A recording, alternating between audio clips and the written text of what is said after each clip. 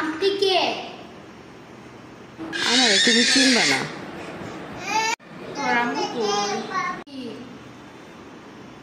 আম্মু বাসায় নাই। আচ্ছা ঠিক আছে,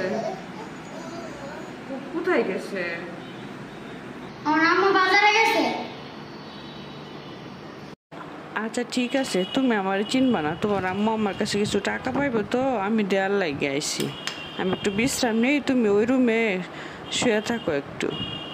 আইসক্রিম নিয়ে আসি, তুমি ওই রুমে বসে বসে খাও, আমি একটু বিশ্রাম নেই। তোমার আম্মু আসলে আমি তারপর চলে যাব। আচ্ছা ঠিক আছে।